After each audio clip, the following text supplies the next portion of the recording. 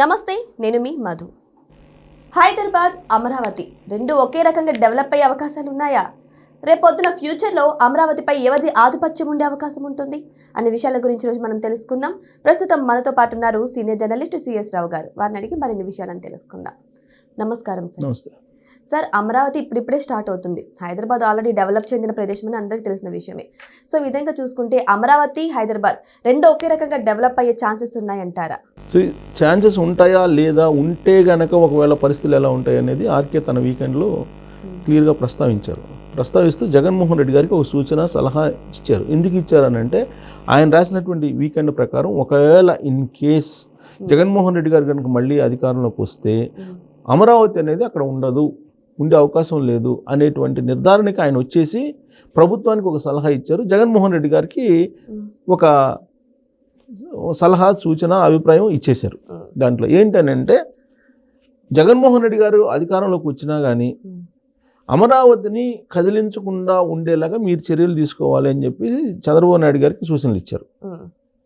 మీరు దానికి సంబంధించినటువంటి ఇది ఏం చేస్తారు అని అంటే, మీరు అమరావతిని నిర్మించేసి వదిలిపెట్టడం కాదు, సామాన్యులు అందరూ వచ్చి అక్కడ ఉండేలాగా మీరు చేయగలిగితే దాన్ని కదిలించలేడు జగన్మోహన్ రెడ్డి ఒకవేళ వచ్చినా. లేదు మేము బిల్డింగ్లు కట్టేసాము, అధికారులకు బంగ్లాలు కట్టించేసాము, లేదంటే పొలిటీషియన్స్కి బంగ్లాలు కట్టించేసాము, అసెంబ్లీ కట్టించాము, సెక్రటరియట్ కట్టించాము, హైకోర్టు కట్టించాము అని అంటే మాత్రం జగన్మోహన్ రెడ్డి వాటన్నిటిని మళ్ళీ వదిలిపెట్టేసి ఆయన అనుకున్నటువంటి వైజాగ్కి వెళ్ళిపోతారు. కాబట్టి అలా వెళ్లకుండా ఉండాలంటే మీరు సామాన్య పౌరులు ఎవరైతే ఉన్నారో జనజీవన స్రవంతికి పనికొచ్చేలాగా మీరు అమరావతిని మీరు డెవలప్ చేయండి. అంటే మిగతా వాళ్ళు కూడా వచ్చేసి ఇమీడియట్గా ఇల్లు కట్టుకునేదానికి మామూలు జనాలు వచ్చేసి అక్కడ నివసించేలాగా మీరు ఏర్పాట్లు చేయండి. మీరేమో కాన్సన్ట్రేషన్ అంతా బిల్డింగ్ల మీద పెడుతున్నారు అనేటువంటి ఒక సూచన చేశారు. అలా కాకుండా ఉంటే మాత్రం మళ్ళీ ఆయన మీరు ఎన్ని బిల్డింగ్లు కట్టినా, 1,00,000 కోట్లు పెట్టి బిల్డింగ్లు కట్టినా కానీ మీరు అవన్నీ వేస్ట్ చేసేసి అతను వైజాగ్కి వెళ్ళిపోతారు అనే యాంగిల్లో నిర్ధారించారు ఆ వీకెండ్లో. అది చదివితే నాకు అర్థమైంది. అయితే జగన్మోహన్ రెడ్డి గారికి ఏం చెప్పారంటే, జగన్మోహన్ రెడ్డి గారు మీరు ఎందుకు అమరావతిని వ్యతిరేకిస్తున్నారో అందరికీ తెలుసు అని చెబుతూ అక్కడ ఒక సామాజిక వర్గానికి సంబంధించినటువంటి ఆధిపత్యం ఉంది, ప్లస్ చంద్రబాబు నాయుడు గారు అమరావతిని నిర్మించారు కాబట్టి మీరు అంగీకరించకపోవచ్చు. మీరు అంగీకరించినటువంటి స్థితిలో మీరు ఉన్నారు. మీకు దుర్యోధనుడితో పోల్చాడు అతన్ని, జగన్ని దుర్యోధనుడితో పోల్చి మీకు అలాంటి భావన ఉంది లోపల. సో దాన్ని మీరు అదిమి పట్టుకొని అప్పుడప్పుడు మీరు బయటపడుతున్నారు, అదిమి పట్టుకొని ఉండలేక బయటపడుతున్నారు అమరావతి మీద. సో దాంట్లో భాగంగానే అమరావతి గురించి తాజాగా మీరు ఏం చేశారంటే, నది పక్కన అమరావతి ఉండకూడదు ఇలాంటివన్నీ మాట్లాడారు. కానీ మీరు ఏదైతే అనుకుంటున్నారో ఒక సామాజిక వర్గం ఆధిపత్యం అని చెప్పి, అది ఉండదు రాబోయే రోజుల్లో. డెవలప్ అయితే the best cosmopolitan city Hyderabad. ఇప్పుడు ఈ హైదరాబాద్లో ఒకప్పుడు ఎవరు ఉండేవాళ్ళు? హైదరాబాద్ భూములన్నీ ఎవరు? ముస్లిమ్స్ ఉండేవాళ్ళు. ఇవాళ ముస్లిమ్స్ ఆధిపత్యం ఎక్కడ ఉంది? హైదరాబాద్లో లేదు కదా. వలస వచ్చినటువంటి వాళ్ళ ఆధిపత్యం అక్కడ కొనసాగుతుంది. రకరకాల పీపుల్ అక్కడ ఉన్నారు. కాబట్టి అసలు వాళ్ళు ఎవరైతే ఉన్నారో వాళ్ళ ఆధిపత్యం లేదు.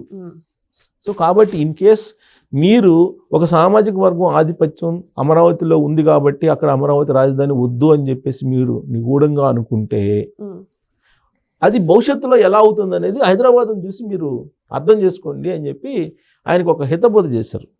చంద్రబాబు నాయుడు గారికి ఒక సలహా ఇచ్చారు, ఈయనకు ఒక హితబోధ చేశారు. ఇప్పుడు మీరు అనుకున్నట్టు ఒక సామాజిక వర్గానికి సంబంధించినటువంటి భూస్వాములు ఉన్నారు అనుకుందాము, వాళ్ళు శాశ్వతంగా అక్కడ ఉండరు. అనేక మంది అక్కడికి వచ్చేస్తారు. వచ్చినప్పుడు ఆటోమేటిక్గా హైదరాబాద్ లాగా అది కూడా ట్రాన్స్ఫార్మ్ అయిపోతుంది. ఆ భూస్వాములు అనేవాళ్ళు మైనారిటీలు అయిపోతారు. ఇప్పుడు ఇక్కడ ముస్లిమ్స్ ఏ విధంగా అయితే మైనారిటీలు అయిపోయారు, భూస్వాములు అనేవాళ్ళు మైనారిటీలు అయిపోతారు. కాబట్టి అక్కడ మీరు అనుకున్నటువంటి సామాజిక ఆధిపత్యం అనేది ఉండదు. అలాంటి ఆలోచన మీకు ఉంటే అది పక్కన పెట్టండి. పక్కన పెట్టి రాజధానికి మీరు సహకరించండి. ఒకవేళ రాజధాని మీరే సూచనలు చేశారు. 2014లో అసెంబ్లీలో ఏం చేశారు? మీరే కదా సూచన చేసింది. ఏకగ్రీవంగా గుంటూరు విజయవాడ మధ్యలో ఉండాలి, 33,000 ఎకరాలు అవసరం అని చెప్పి మీరే చెప్పారు కదా. ఇంత చెప్పిన తర్వాత మళ్ళీ పైగా తాడేపల్లిలో నేను ఇల్లు కట్టుకున్నాను, అమరావతి అనేది సెంటర్ పాయింట్, రాజధాని, రాష్ట్రానికి రాజధాని అక్కడే ఉండాలని చెప్పారు కదా. మళ్ళీ మీరు 2019 ఎన్నికలు రాగానే 3 రాజధానులని మీరు అన్నారు. ఉమ్, 3 రాజధానులని అనడంతో పాటు కొడాలని ఒక వల్లభనేని వంశీ లేదా ఇంకొకరు రోజా గారి చేత వాళ్ళ రకరకాల వాళ్ళ చేత మీరు అమరావతి గురించి ఈ విధంగా మీరు దాని మీద నెగిటివ్ క్యాంపెయిన్ చేశారో అందరికీ తెలుసు. ఉమ్, ఆ తర్వాత ఏం చేశారు? 3 రాజధానులు అని చెప్పేసి 3 రాజధానులు అని చెప్పి మీరు ఎన్నికలకు వెళ్ళారు. ఉమ్, ఎన్నికలకు వెళ్తే ప్రజలు మిమ్మల్ని తిరస్కరించారు. మాకు రాజధాని ఒకటే చాలని చెప్పి ప్రజలు తీర్పు ఇచ్చారు. అయినప్పటికీ మీరు మారలేదు అని అంటే బలంగా మీకు ఇదే ఒపీనియన్ ఉండి ఉంటుంది. ఉమ్, ఒక సామాజిక వర్గానికి సంబంధించినటువంటి రాజధాని అది అనేటువంటి యాంగిల్లో మీరు వెళ్ళిపోతున్నారు. అట్లా కాదు, అమరావతి అనేది రాబోయేటువంటి రోజుల్లో ఒక పెద్ద కాస్మోపాలిటన్ సిటీ అవుతుంది. చంద్రబాబు నాయుడు గారు అక్కడ అట్లాంటి ప్లాన్ చేశారు. దీన్ని మీరు అర్థం చేసుకోండి అని చెప్పి ఒక హితబోధ చేశారు. కానీ నిజానికి ఇక్కడ ప్రజలు కూడా అదే భయపడుతున్నారు సార్. ఏంటి అంటే ఇప్పుడు ఎన్ని ఇయర్స్ ఉంది సార్? ఇంకా 3 years ఉంది మళ్ళీ అవును. ఎలక్షన్స్ రావడానికి. అవును. సో ఈ 3 years లో బై మిస్టేక్ మళ్ళీ వైసీపీ వచ్చింది అనుకోండి, ఈ 3 years లో అమరావతిని డెవలప్ చేయడం కుదురుతుందా సార్? ఇప్పుడు రాధాకృష్ణ గారు అదే చెప్పారు. ఉమ్, రాధాకృష్ణ గారు రాబోయేటువంటి నష్టాన్ని చెప్పారు, రాబోయేటువంటి ఫ్యూచర్ ఎలా ఉంటుంది అక్కడ చెప్పారు, జగన్మోహన్ రెడ్డి గారి యాటిట్యూడ్ ఏంటి రాజధాని మీద అనేది కూడా చెప్పారు. ఉమ్, ఇది ఆర్కే తన వీకెండ్లో. ఇన్ కేసు మారిందనుకో అని అన్నారు. ఎందుకు మారిందని అన్నారంటే 2019 ఎన్నికల్లో అమరావతి రాజధాని అని అనౌన్స్ చేసిన తర్వాత బాగా లాభపడింది ఎవరంటే ఆంధ్రప్రదేశ్ ప్రజలు, మిగతా ప్రాంతాల ప్రజలు కాదు. అందరికంటే లాభపడింది ఎవరంటే గుంటూరు కృష్ణా జిల్లా ప్రజలు. అవును. మిగతా వాళ్ళు ఓకే మన రాజధాని అనుకున్నారు, ప్రత్యక్షంగా వాళ్ళకేమీ లాభం జరగల. ప్రత్యక్షంగా లాభం జరిగింది అప్పటి వరకు 15-20 లక్షలు ఉన్నటువంటి భూమి 6 కోట్లకు 5 కోట్లకు అమ్ముకుంది ఎవరు? కృష్ణా జిల్లా గుంటూరులో ఉండేటువంటి భూములు ఉన్నటువంటి వాళ్ళు. మరి అక్కడ ఎందుకు 2019 ఎన్నికల్లో తెలుగుదేశం పార్టీని ఓడిచ్చారు? 2019 ఎన్నికల్లో చంద్రబాబు నాయుడు గారు వంగి వంగి దండం పెట్టారు. ఈ ఒక్కసారికి సహకరించండి, ఈ ఒక్కసారికి మీరు కనుక ఓటు వేయకపోతే రాష్ట్రం నష్టపోతుంది, రాజధాని కూడా ఉండదు, మీరు అర్థం చేసుకోండి అని చెప్పి వంగి వంగి దండం పెట్టారు. ఆయనకి ఎందుకు వంగి వంగి దండం పెట్టాల్సిన అవసరం ఆయనకేంటి? ఆయనకేం లేదు కదా. కానీ కృష్ణా గుంటూరు జిల్లా వాళ్ళు మరి ఎన్ని ఇచ్చారు సీట్లు? మొత్తం వైఎస్ఆర్ కాంగ్రెస్ పార్టీకి ఇచ్చారు. 1-2 తప్ప, 2 అనుకో 1 ఇచ్చారు, 2 జిల్లాలు కలిపి. మిగతా అంతా వైఎస్ఆర్ కాంగ్రెస్ పార్టీ గెలిచింది. అది దృష్టిలో పెట్టుకొని ఇన్ కేసు మారితే అని చెప్పేసి అన్నారు రాధాకృష్ణ గారు. అనుకుంటున్నాను నేను ఆ ఆర్టికల్లో. ఇన్ కేసు మారితే మాత్రం మీరు 1,00,000 కోట్లు పెట్టి అక్కడ కట్టినటువంటి భవనాలైనా సరే అక్కడ పడేసేసి జగన్మోహన్ రెడ్డి గారు వెళ్ళిపోతారు, మిగతా వాళ్ళలాగా కాదు జగన్మోహన్ రెడ్డి గారు అని చెప్పి చెప్పారు. చెప్పి ఒక మాట కూడా ఏదో చెప్పారు, మారీచుడు సుబాహువులు అనేటువంటి వాళ్ళు ఉండేవాళ్ళు పురాణాల్లో. ఇప్పుడు కలియుగంలో కూడా అలాంటి వాళ్ళే ఉన్నారు.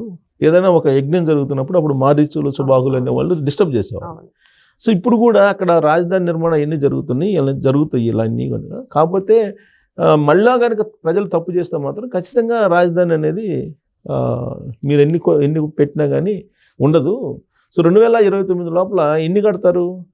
ఓన్లీ భవనాలు కట్టుకోగలరు, ఇప్పుడు అసెంబ్లీ కట్టగలరు. అంటే ఫస్ట్ ఫేజ్ అయిపోతుందని చెప్పారు. అంతే తప్ప ఫుల్ ప్లెడ్జ్డ్గా రాజధాని అయిపోతుందని చెప్పలే చంద్రబాబు గారు. ఫస్ట్ ఫేజ్ అవుతుంది. ఫస్ట్ ఫేజ్ అంటే మినిమం ఇన్ఫ్రాస్ట్రక్చర్ సిఆర్డీఏ భవనం అయిపోయింది, అసెంబ్లీ అయిపోద్ది, లేదా సెక్రటరియట్ అయిపోతుంది, ఐఏఎస్ ఐపీఎస్ క్వార్టర్స్ అయిపోతున్నాయి, జడ్జెస్కి సంబంధించిన క్వార్టర్స్ అయిపోతున్నాయి, తర్వాత హైకోర్టుకి సంబంధించింది అయిపోతుంది. మిగతా మాస్టర్ ప్లాన్ అనేది మిగిలిపోతుంది. మిగతా మాస్టర్ ప్లాన్ అంతా సెకండ్ ఫేజ్లో ఉంటుంది. సెకండ్ ఫేజ్, థర్డ్ ఫేజ్, 3 ఫేజ్లు ఉన్నాయి. ఇప్పుడు సెకండ్ ఫేజ్కి మళ్ళీ ల్యాండ్ అక్విజిషన్ చేస్తున్నారు. ఇవన్నీ కంప్లీట్ కావాలంటే టైం పడుతుంది. 2029లో కనుక ఇన్ కేస్ ప్రభుత్వం మారితే మాత్రం ఇంకా ఆంధ్రప్రదేశ్ని మర్చిపోవడం అనే యాంగిల్లో రాధాకృష్ణ గారు రాశారు. అవును, మొత్తం కొలాప్స్ అయిపోతుంది sir. Sir already Andhra Pradesh Telangana విడిపోయి ఎన్ని ఇయర్స్ అవుతుంది సార్? ఒక 10 years అవుతుందా సార్? 11 years కదా, 2014 అవుతుంది. చాలా రాష్ట్రాలు కూడా విడిపోయి రాజధాని ఏర్పాటు చేసుకుని చాలా చక్కగా పరిపాలన చేసుకుంటున్నారు. కానీ ఇంకా ఆంధ్రప్రదేశ్కి మాత్రం ఇప్పటికి కూడా రాజధాని లేదు సార్. రాజధాని లేని రాష్ట్రం అంటే ఏదైనా ఉందంటే ఆంధ్రప్రదేశే కదా సార్. మళ్ళీ ఇప్పుడు ప్రజలు ఒకవేళ పార్టీ మారుస్తే మాత్రం పరిస్థితి చాలా ఘోరంగా ఉంటుంది సార్. అదే చెప్పారు, చాలా ఘోరంగా ఉంటుందని చెప్పారు రాధాకృష్ణ గారు తన వీకెండ్లో కూడా అదే రాశారు. సరే అది ప్రజల ఇష్టం, అది ప్రజల ఇష్టం, ప్రజల యొక్క ఒపీనియన్. మనం ఏం చేయగలిగేది ఏం లేదు. మనం చెప్పేది ఏదో చెప్తుంటాము, ఆయన రాసేది ఆయన రాస్తుంటారు, దాని మీద మనకు తెలిసిందేదో మనం విశ్లేషణ చేస్తుంటాం. కాకపోతే అక్కడ ప్రజలు వాళ్ళ ఇష్టం అల్టిమేట్గా.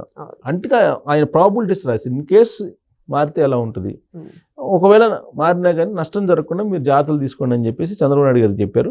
ఈయన మీరు వద్దనుకొని ఎందుకు అనుకుంటున్నారు అంటే సామాజిక వర్గ ఈక్వేషన్లో మీరు వద్దనుకుంటున్నారు. అలా ఉండదు. హైదరాబాద్ ఏ విధంగా అయితే ట్రాన్స్ఫార్మ్ అయిపోయిందో తన 400 సంవత్సరాల చరిత్రలో, అలాగే అమరావతి కూడా ట్రాన్స్ఫార్మ్ అయిపోతుంది. ఒకళ్ళ చేతిలో ఉండదు ఎప్పుడు కూడా. కాబట్టి మీరు అర్థం చేసుకోండి అని చెప్పేసి జగన్మోహన్ రెడ్డి గారికి చెప్తూ చాలా విదేశాల్లో ఉండేటువంటి నదీ తీరంలో ఉండే రాజధానులు, తర్వాత మన దేశంలో ఉండేటువంటి రాజధానులు, వీటన్నిటిని పొందుపరుస్తూ ఆయనకి తెలియజేస్తూ అలాంటి భావం నుంచి బయటికి రమ్మని చెప్పి ఆయనకి హితబోధ చేశారు. సో ఏదేమైనా సరే ఇప్పుడు అమరావతి ఇష్యూ మాత్రం ఇటు రెండు పార్టీల మధ్య అయితే చాలా ఘోరంగా చక్కర్లు కొడుతుంది. సో మరి వెయిట్ చేసి చూద్దాం. ఆంధ్రప్రదేశ్ ప్రజలకు రాజధాని ఎప్పుడు చేరువవుతుంది అనేది కూడా వెయిట్ చేసి చూడాల్సిందే. Thank you so much. Thank you sir. Thank you.